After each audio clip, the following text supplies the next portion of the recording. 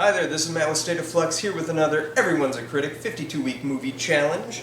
We are on week 28, a film set during the decade you were born.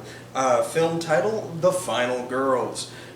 Year release 2015, aspect ratio 235, run time 92 minutes. Genre, it's a horror comedy. Rated PG-13, starring Taissa Farmiga, Malin Ackerman, Alexander Ludwig, Elia Shawkat, and Nina Dobrev. Directed by Todd Strauss Skulson. Produced by Sony Pictures. Written by M.A. Fortin and Joshua John Miller. Music by Gregory James Jenkins. And awards received. It won the Fright Meter Award for Best Screenplay. Why did I choose this particular film? It was kind of hard to find one that I wasn't kind of intimately familiar with. I've seen the It movies quite a bit, and that first one very centered in the 80s and 80s nostalgia. And so I was just kind of looking for something. This has been on my watch rack, so I was like, let's give it a shot. Had I seen this movie before? Yes, I saw it once shortly after it came out. Would I recommend this film? Why or why not? Yes, this is sort of one of those films that kind of gets lumped in, I think a little wrongfully so, with Cabin in the Woods and Scream and any movie like Wes Craven's New Nightmare that kind of is a meta film that places commentary on the genre. Now, I think this is a meta film, but it does far less at placing commentary on the genre than it does at just sort of playing with the tropes of the genre. Now, what I like about it is it's sort of leans heavy into the slasher films of the 80s, and it gives you a strong slasher film of the 80s vibes while updating it to modern sensibilities by sticking modern people in one of those films. It's really kind of neat, and the one thing that just strikes me is this film and Freaky, or Freaky Friday the 13th, are both films that could be viewed in a watch party together. I think they work strong together. And they both are riffs on Friday the 13th, but both are infinitely better than any individual Friday the 13th film. The one thing that neither of those films accomplish, this one or Freaky Friday, is when it is being a horror movie, it's not scary and it doesn't deliver the menace that Jason is. Well, it has a character that's clearly a riff or a rip-off of Jason. Just something that I find interesting. What makes this film work is Taissa Farmiga and Malin Ackerman. It's about this young woman who has lost her mom. Her mom was an icon of 80s slasher films, having starred in the film that this movie gets, that they get sucked into. So, on the anniversary of her mother's death, Taissa Farmiga goes to the theater with her friends to watch her mom's movie. It's something that kind of breaks her heart because her mom died very suddenly in front of her. And so, when this happens, a fire breaks out at the movie theater and they flee behind the screen for safety, and when they do so, they get sucked into the movie itself and are stuck in a 92-minute time loop. And this brings Taissa Farmiga to her mother once more, a live, living person. However, it's not her mother, it's the character that her mom played and was famous for.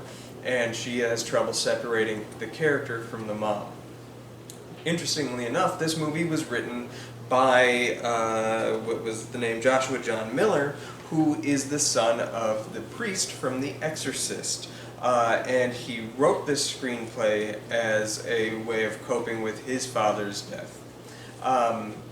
The stuff with the mom and the daughter works wonderful. The use of Betty Davis Eyes, which is a song that slaps just to begin with, anytime it's on screen in this film, the film soars. Anytime it's not on screen, the film works. I would have liked a movie called The Final Girls to actually maybe dissect into the final girl trope a little more. It really doesn't. In fact, the final girl that you present, or the movie says is the final girl in the fictional movie, does not seem like she would be a final girl. That doesn't flow.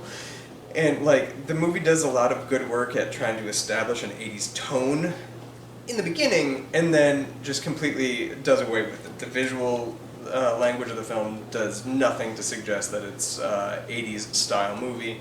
That's something that's regrettable, and I think that's something that works much better with a film like It, where, or even like X. This movie could be lumped in with X as well. Gets the visual language of that era of filmmaking perfectly down, while also riffing on the style of screenplay. This kind of hits the style of screenplay decently, but forgets to try to make it look like a movie of that era. Alright, moving on.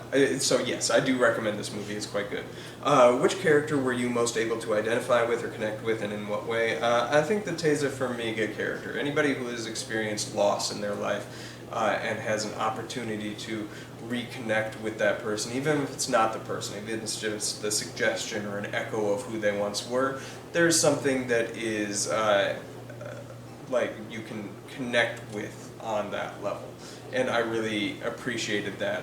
Taissa Farmiga is fantastic in this film, as is Malin Akerman. Malin Akerman is an actress who is, her praises aren't generally sung, and that's unfortunate. It's largely because she's not in a ton of great things.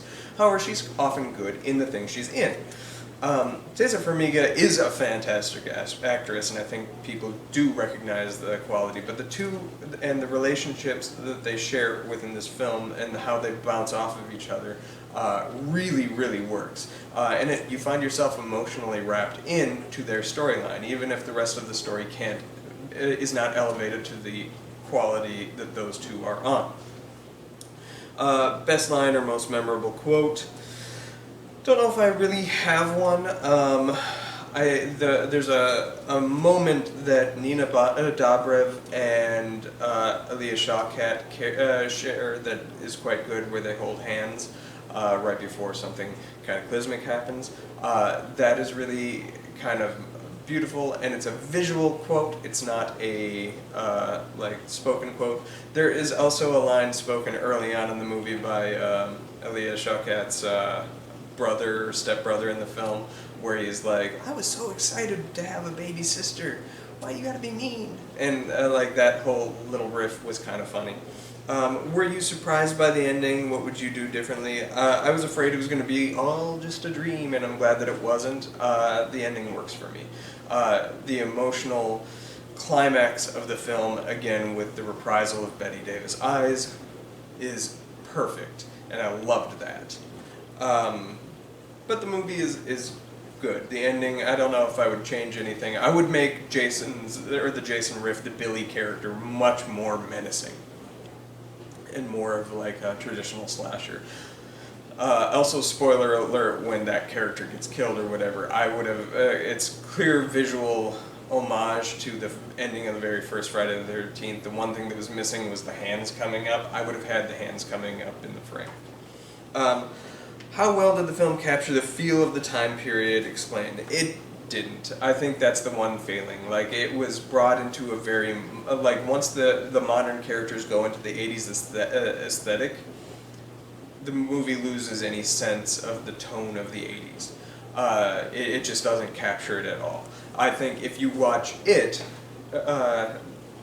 you feel like you're transported back to 1989. It's simply 1989. The only thing that makes that movie not feel like it's 1989 is there's far too little Batman iconography.